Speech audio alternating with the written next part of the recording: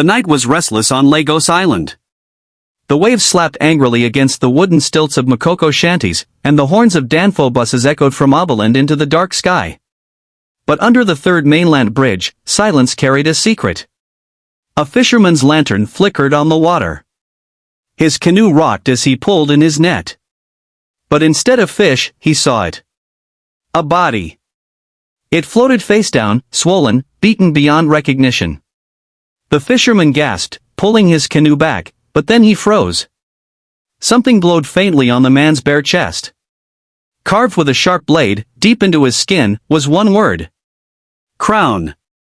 By morning, whispers filled Lagos Island. They said it was gang war. They said it was revenge. They said it was a message. But everyone knew the truth. On these streets, the Ghetto Crown was up for grabs. And whoever wore it, would bleed for it.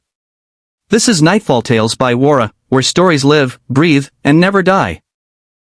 Lagos never sleeps. On the island, the rich sipped champagne at rooftop lounges, their laughter echoing into the night. Just across the lagoon, the poor fought sleep in overcrowded rooms where rats battled for leftover bread. And between both worlds, in the cracks of the city, the hoodlums ruled. The news of the body spread faster than wildfire. By noon, it wasn't just a body anymore, it was a symbol. Musa Don Dio. Dem carve crown for him chest. Na Tunde men kill am, I swear. At Sandgrouse Street, boys gathered under the rusted zinc shade that served as their parliament. Broken plastic chairs, bottles of cheap gin, and clouds of smoke filled the air. Their leader, Tunde, sat quietly in the corner, one hand on his cigarette, the other resting on the scar across his chest, a scar that whispered his own battles. Tunde wasn't just a leader. He was the lion of the streets. Orphan young, raised in dust, and feared by many, he had built his empire with fists, blood, and loyalty. But loyalty was fragile in Lagos. Musa no fit die like rat, one of the boys spat. Dem day play game for this street. Somebody won collect crown. Tunde's jaw tightened. Musa wasn't just another street boy. He was one of Tunde's most loyal men.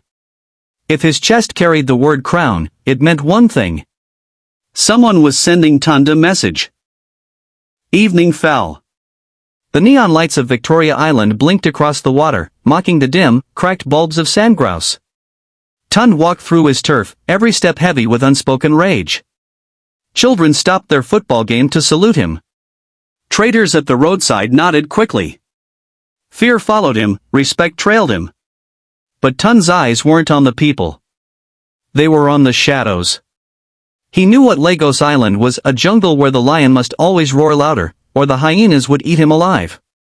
At his hideout, his closest men gathered to Seyi, a sharp-mouthed boy with ambition bigger than his pocket, Kunle, the loyal enforcer with fists like iron, and Ife, the quiet watcher who knew more than he spoke. We must strike now, Seyi hissed, pacing like a restless dog. Before dem finish us. But Tunde raised a hand. Silence. His deep voice carried authority. If we strike blindly, we day play into their hand. Lagos Street no be for noise. Nah for mind game. The boys nodded reluctantly. But even as he spoke, Tunde's mind was racing. Who would dare touch Musa? Who wanted the Ghetto Crown badly enough to start a war? And in the midst of chaos, destiny walked into Tunde's life. Her name was Amaka. That night, at a roadside buka, Tunde saw her for the first time. She wasn't supposed to be there. Her polished skin, her gold wristwatch, her silk blouse all screamed Ikoyi, not Sandgrouse. She had come with her driver, looking for real food. Their eyes met. Her gaze was bold, not afraid, not ashamed. And in that one look, the lion of Sandgrouse felt something he had never felt before. A weakness. By morning, Tunde couldn't shake her face from his mind. In a world where betrayal and blood ruled, love was a stranger. But love, like Lagos traffic, doesn't ask for permission. It simply takes over. He saw Amaka again days later, at Oberland Roundabout. This time she wasn't with a driver. She stood by the roadside, frustrated as Kiki drivers ignored her. Tunde watched from a distance, a cigarette burning slowly between his fingers. Against his better judgment, he walked up to her. "You no fit enter Kiki," he said calmly. She turned, surprised. "And why not?" "Because you no belong here. Your skin go tell everybody say you be a jibo. Thieves go smell you from far." Amaka raised an eyebrow. "And you? Who are you to warn me?" He smirked. "Me? I be the lion of this street." It was reckless. It was dangerous. But it was real. Amaka laughed, the sound soft against the chaos of Danfo's honking. For a moment, the island didn't feel like a battlefield. For a moment, Tunde wasn't just a hoodlum. He was a man. But love in the ghetto is never simple. As Kunle later warned, "Oga, no let woman blind you. Crown day at stake. Blood day boil. War day come." And he was right. Because while Tunde's heart burned for Amaka, his enemies were sharpening their knives. The streets had no room for love stories. Only survival. The body of Musa was still haunting the streets when whispers began to spread. Not every whisper came from an enemy, some came from within. In the dim light of Tunde's hideout, Seyi paced restlessly. His eyes burned with a strange fire, a hunger that went beyond loyalty. Why Tunde delay, he thought. Why him day soft? If Nami, I for Don scatter everywhere by now. Maybe I fit lead better. Ambition is a dangerous disease in Lagos. It spreads silently, like smoke in a crowded room. Seyi's loyalty to Tunde was crumbling. He wanted more than respect. He wanted the crown. That night, when the others had gone, Seyi slipped into a corner bar at Abeland. A man in a black hoodie waited for him. Their meeting was short, sharp, and dangerous. "You day close to Tunde," the hooded man whispered. "Yes," Seyi replied. "Good. We go give you power. But first, you go give us Tunde." Seyi's throat went dry. He knew betrayal meant blood. But he also knew Lagos streets had no sympathy for weak lions. And in that moment, Seyi made a choice that would change the island forever. Back at Sandgrouse, Tunde sat with Ife and Kunle, drinking palm wine in silence. Ife, who always watched more than he spoke, suddenly said, "Oga, something dey smell. But no be from outside. Day inside." Tunde's eyes narrowed. He knew what Ife meant. But he wasn't ready to admit it. It started with one fight. A Danfo driver refused to pay the street tax to Tunde's boys at Abeland. A rival gang used the chance to step in. Within minutes, bottles were flying, machetes flashing, blood spilling on the hot asphalt. The clash spread like wildfire. Traders locked their shops. Mothers dragged their children away. Danfo's screeched to a halt as boys in torn jeans and red headbands turned Abeland into a battlefield. Tunde arrived with Kunle, fists ready. His presence was like thunder. He fought with raw power, his knuckles breaking jaws, his machete slicing through shadows. He was the lion, and the streets knew it. But in the chaos, a trap was set. From a distance, Seyi watched, phone in hand. He had already tipped off the rival gang, telling them exactly when and where Tunde would appear. Suddenly, gunshots cracked through the air. Not warning shots. Real bullets. People screamed. Boys scattered. Blood mixed with dust. Kunle grabbed Tunde, pulling him behind a Danfo bus. "Oga, na set up. Dem one finish you." Tunde's eyes flared with rage. "Who talk my movement?" But deep inside, his heart already knew. By the time the smoke cleared, 2 of Tunde's boys lay dead. The police arrived late, as always. Abeland smelled of gunpowder and betrayal. The war had begun. The days after Abeland were heavy. 2 coffins were carried through Sandgrouse Street. Mothers wailed. Boys swore vengeance. And Tunde, the lion, carried the guilt like a chain on his chest. Amaka came to him then. Against all warnings, she entered Sandgrouse at night, her driver begging her not to. But her heart pulled her. She found Tunde sitting alone, staring at a broken bottle like it held all the answers.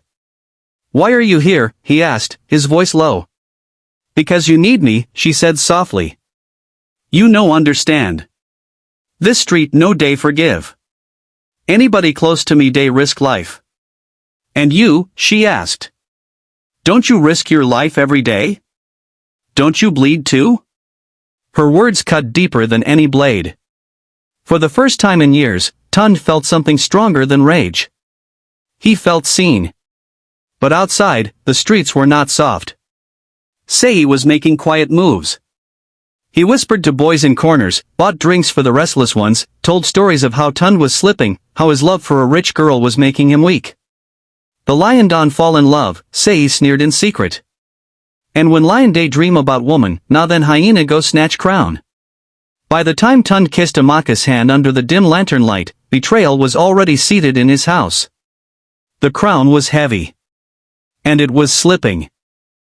Amaka thought she could keep her secret forever.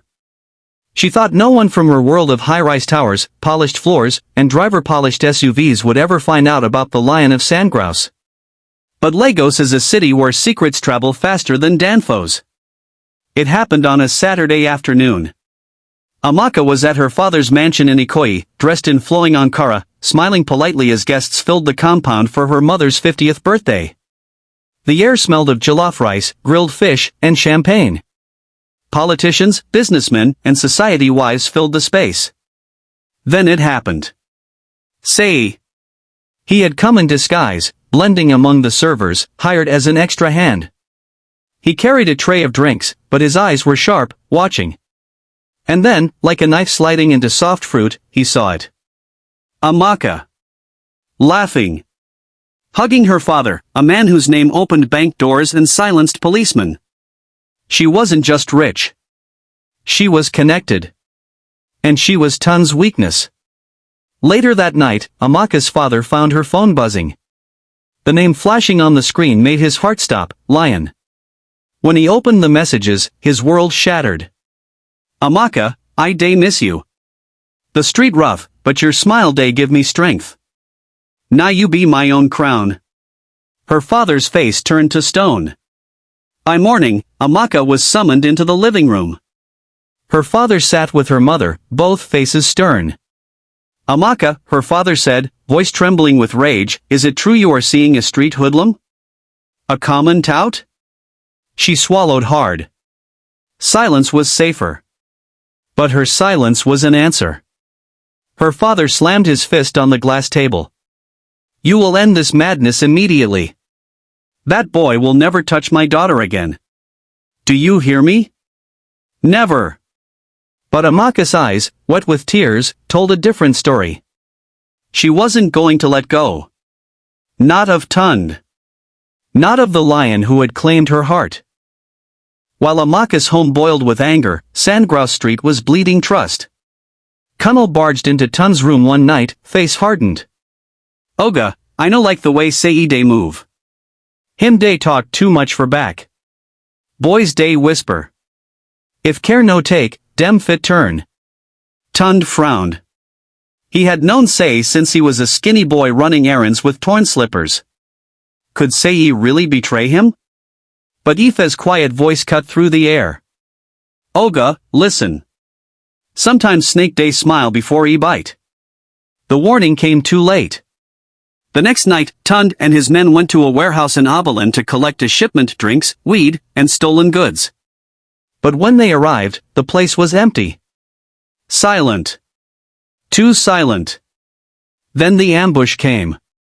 Gunfire ripped the night apart. Bullets sprayed like rain. Men fell screaming. The warehouse shook with chaos. Tunde grabbed a fallen boy, dragging him to safety, while Kunle swung his machete like a madman. But in the middle of the chaos, Tunde saw something. Seyi. He wasn't fighting. He wasn't running. He was smiling. Their eyes locked for one brief second, and Tunde understood. The enemy wasn't outside. The enemy was his own blood. Morning came heavy with smoke and sorrow. Sandgrouse Street counted its dead, 4 boys gone, 1 barely breathing. Mothers wept. The boys looked at Tunde differently now. The lion who once roared loud was bleeding silence. Seyi moved fast. He went from corner to corner, whispering poison. Tunde dawn fall. Tunde think about woman, no be street. Tunde no fit protect us again. Boys who once bowed to Tunde now nodded at Seyi's words. Loyalty was cheap. Fear was cheaper. At the same time, Amaka's father tightened the noose.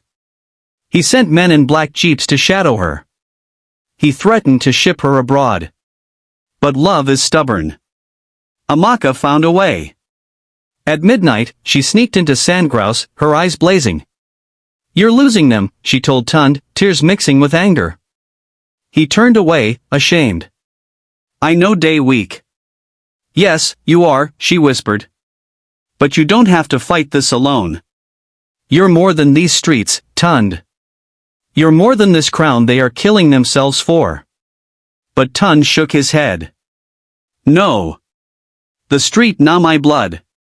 If I lose this crown, I lose myself. That night, as Amaka held him, Tunde felt the walls closing in. His enemies were rising. His love was in danger. And the Ghetto Crown was slipping from his hands. The lion was falling. Amaka's world was silk sheets and perfume. Tunde's was dust, blood, and smoke. But love has no boundaries. After her father's threats, Amaka made a reckless decision. She sneaked into Sandgrouse again, this time not to visit in secret, but to stay. She wanted to live Tunde's life, to breathe his air, to understand his battles. At first, the boys laughed. A jibo one day for ghetto? She no go last 2 days. But Amaka surprised them. She sat with the women by the roadside, peeling yam. She ate amla from a wooden plate with her hands. She greeted the boys with a smile, not fear. Slowly, the street began to respect her. She get heart, Kunle muttered. Oga, this one no be ordinary girl. Tunde watched her with a mix of pride and fear. In Amaka, he saw strength he never thought possible. But in his heart, he also saw danger. The more she belonged to him, the more she was marked. Meanwhile, Seyi was boiling. His whispers were turning to roars. Tunde lose guard. Imagine a jibo day run ghetto now. Nah shame. He promised the boys new money, new power, if only they turned. And one night, under the dim glow of streetlights, the first switch happened. 2 boys left Tunde's side to join Seyi. Then 4 more. Like a leaking bucket, Tunde's empire was draining. The crown was tilting. It started at midnight. Gunshots in Abaland. Tires burning on Sandgrouse. By dawn, Lagos Island was no longer Lagos. It was a war zone. Seyi had struck his first big move. Backed by rival gangs and some politicians who wanted Tunde out of the way, he stormed a row of shops where Tunde's boys collected daily levies. The battle was brutal. Machetes flashed. Bottles shattered. Boys screamed. News spread fast. Traitors locked up. Police sirens wailed but didn't enter. Everyone knew better. This wasn't police business. This was crown business. Tunde and Kunle arrived late, but when they came like thunder. Kunle's fists were iron, Tunde's roar was fire. They fought like men with nothing to lose. But the damage was already done, 5 of their boys dead, the shops burned to ashes. Standing in the smoke, Tunde saw the writing on the wall. Seyi wasn't just playing street boy. He had powerful backing. And then, the message came. Delivered in a blood-stained nylon bag. Inside was the severed ear of one of Tunde's men. Tied to it was a note, written in charcoal. Tunde sat alone in his hideout that night, the note in his hand, his mind in chaos. Crown. The word that haunted him since Musa's death. The word that followed every body. The word carved into flesh like a curse. Amaka entered quietly, carrying food, but she saw his face and froze. "What is it?" she whispered. He looked at her with tired eyes. "This thing no start today. This crown no be just street power. E get history. E get blood way never dry." For the first time, Tunde spoke of his past. He told her about his father, a man once feared on these same streets, the original bearer of the Ghetto Crown. He ruled Sandgrouse with iron fists until one night, he was betrayed and butchered. His chest, too, carried that same cursed word. "They say anybody way carry this crown go die the same way. Carved. Broken. Forgotten," Tunde whispered. Amaka's heart sank. "Then leave it, Tunde. Leave this curse behind. Choose me instead." But Tunde shook his head. His jaw tightened. "No. If I run, the street go eat me. The boys go scatter. My father blood day my hand. If I no fight, not him spirit go haunt me till I die. This crown, na curse, but na also my destiny." Outside, Lagos Island burned with gunfire and smoke. Inside, love and fear fought for space in Amaka's heart. And somewhere in the shadows, Seyi laughed. Because he knew the lion was no longer untouchable. The lion was carrying a curse. The streets whispered, but by now, Tunde no longer needed whispers. He had seen it with his own eyes, Seyi's smile in the middle of the ambush. Betrayal was no longer a suspicion. It was a fact. But betrayal in Lagos can't be handled in the open. One wrong move, and you lose everything. So Tunde watched in silence. He let Seyi walk beside him. He let him laugh in the meetings. He let him act like nothing had changed. But inside, Tunde's blood boiled. One night, as the boys gathered at their parliament, Seyi stood and began to talk. His voice carried like a preacher's, bold and smooth. "Look around, my people. How many of Wuna don bury brother because of this crown? How many don lose? Ask yourself, who dey benefit? We dey die, but Tunde dey romance a Jibo woman. Tunde no dey fight for us. Him dey fight for himself." The boys murmured. Some nodded. Others stayed quiet. Kunle stood, veins throbbing in his neck. "Shut your mouth before I tear him open." But Tunde raised a hand. He said nothing. He just stared at Seyi, and Seyi stared back. It was war without machetes. War without bullets. For now. It wasn't only the streets that wanted blood. Amaka's family had reached their limit.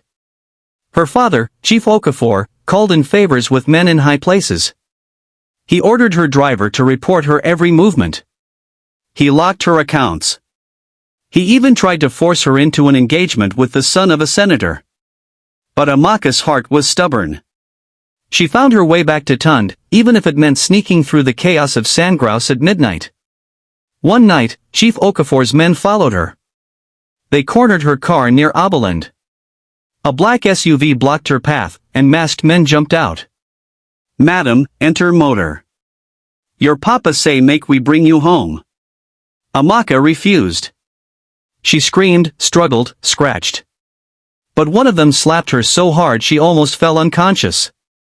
At that moment, a roar shook the night. Tunde! He arrived with Kunle and two others, charging like wild animals. Fists flew, machetes clashed. The masked men scattered. One of them fell under Kunle's blade. Tunde lifted Amaka into his arms, her lips bleeding, her eyes dazed. His chest pounded with rage. "You see what I dey talk," he whispered. "Anybody way close to me dey risk life. You fit still stay?" Through her pain, Amaka held his hand. "I will never leave you, Tunde. Even if it kills me." Her love was fire. Her loyalty was blood. But now, her family was at war with the lion of Sandgrouse. Seyi moved like smoke. Silent. Deadly. Unstoppable. With Tunde distracted by Amaka and family wars, Seyi tightened his grip on the streets. He gave boys money, drugs, weapons. He promised them a future where they would no longer bow to one lion. He crowned himself the voice of the people. By now, even politicians started backing him. They slipped him cash, protection, and guns. To them, Seyi was easier to control than Tunde, who was too proud, too independent. Soon, Seyi had his own army. Boys who once chanted lion. Lion, now whispered Seyi the king. But Seyi wasn't satisfied with whispers. He wanted to send a message. One night, at a crowded bar in Sandgrouse, he dragged one of Tunde's loyal boys into the street. In front of everyone, he slit his chest open with a broken bottle. And with a sick smile, he carved it. Crown. The crowd gasped. The curse was no longer a ghost story. It was alive, burning, written in flesh. By the time word reached Tunde, it was too late. The people were beginning to believe maybe Seyi was the real king. Maybe the Ghetto Crown had chosen him. But Tunde clenched his fists, his scar burning like fire. No. The crown no day choose hyena. Lion no day beg for throne. I go take him back with blood. The stage was set. 2 kings. 1 crown. And Lagos Island would burn to decide. The streets no longer whispered, they screamed. Every wall in Sandgrouse carried Seyi's mark. Crown. Painted in red. Sometimes in blood.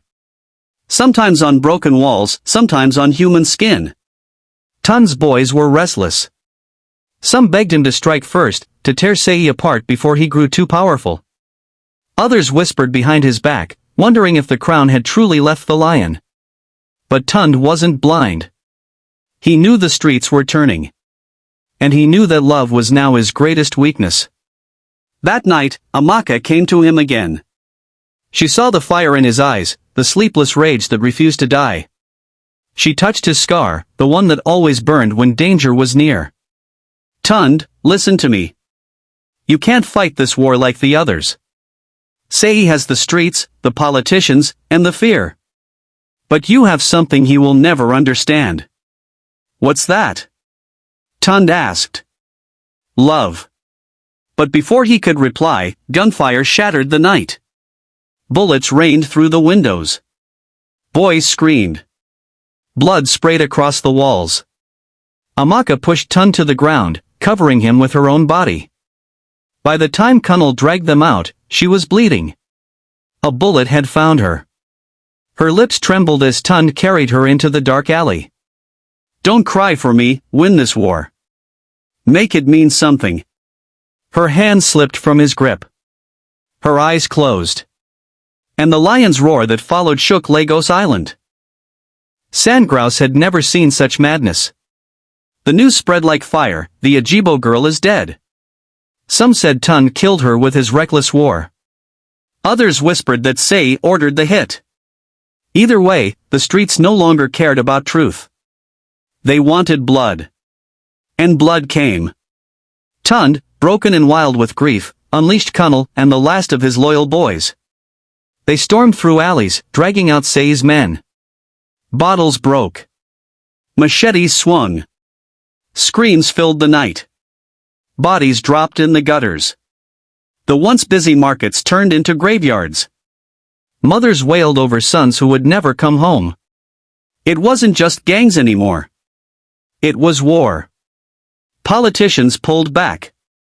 Police pretended to see nothing. Lagos Island belonged to death. And somewhere in the chaos, Seyi stood watching from the shadows, smiling. For every boy Tunde killed, 10 more swore allegiance to him. But even Seyi couldn't predict what would happen next. One morning, the sun rose over Abilene to reveal a body hanging from a bridge. A young boy, no more than 15. Carved into his chest with a blade was one word. Crown. The curse was alive. The crown was blood. And the city trembled. Grief turned Tunde into a shadow of himself. His eyes no longer held fire, only smoke. But in the darkness, a truth crawled to the surface. It was Kunle. His brother, his right hand, his fighter. The one who never left. Kunle stood before him one night, machete in hand, voice shaking. Lion, forgive me. But the crown, it's not yours anymore. You day fight battle way dawn end. Seyi day give us life. You day give us death. Maybe not time to bow. Tunde froze. The words cut deeper than any blade. His chest tightened. You? His voice cracked. After all the blood we spilled together? After Amaka? After. Kunle's eyes glistened with tears. I day fight for survival. No be loyalty we go chop. The silence stretched. Then, slowly, Tunde stepped closer. His scar burned. His fists clenched. Then you be the last betrayal. The alley filled with fire that night. Brother against brother. Lion against his own cub. And when it ended, the crown of Sandgrouse was soaked in blood. The night was thick with smoke. Lagos Island held its breath. From Abilene to CMS, the streets whispered one thing. It ends tonight. Tunde stood in the middle of Sandgrouse Square, his scar burning like fire. His shirt was torn, his fists bloodied, but his eyes burned with the rage of a man who had lost love, lost brothers, lost everything. Across the square, Seyi appeared. Gold chain around his neck, machete in one hand, bottle in the other. Boys filled the roofs, the alleys, the corners. None dared move. Tonight wasn't for gangs. Tonight was for kings. Seyi's laugh echoed through the night. You see Tunde? Nami the streets day hail now. You be lion way don lose teeth. Ghetto Crown no day for your head again. Tunde stepped forward, voice low but heavy. Crown no day for hyena. Crown day for who fit bleed and still stand. Tonight, na blood go decide. And then, the clash. Machete against machete. Fists against bottle. Blood against blood. The crowd roared as steel clashed and sparks flew. Seyi struck first, slicing Tunde's arm. Tunde didn't flinch. He grabbed Seyi's wrist, twisted, and drove his fist into his jaw. Bottles shattered. Teeth flew. The fight was savage, raw, animal. Both men fell, rose, fell again. Blood soaked the ground. By the time the dust settled, one man still stood. Tunde. But he was barely alive. His scar burned hotter than ever, and his body shook. He looked down at Seyi, broken, gasping for air. The crown of Sandgrouse was his, but at what cost? The morning sun rose over Lagos Island, but it didn't shine. It bled. Bodies lay in the gutters. Mothers wept. The once loud streets were quiet, as if the city itself had died with the night. Tunde walked through the ruins, blood dripping from his hands. He had won. He had killed his enemy. He had kept the crown. But as he passed the boys, the women, the old men staring at him with empty eyes, he felt something heavier than any crown. It was guilt. Kunle was gone. Amaka was gone. The boys were broken. And the curse still whispered. The Ghetto Crown was never gold. It was never power. It was death. A throne of broken bottles, sharp enough to cut down anyone who dared sit on it. Tunde dropped to his knees in the square, his blood soaking the earth. He raised his voice, hoarse but strong. Listen. Crown no be bottle. Crown no be blood. Crown na peace we never get. If una one truly carry crown, make una no follow me. Make una break this curse. And with that, he collapsed. Some say he died there. Others say he disappeared into the night, scar burning like fire, waiting for the day the streets would need a lion again. But one truth remained. The Ghetto Crown didn't belong to any man. It belonged to the streets. And the streets never forget.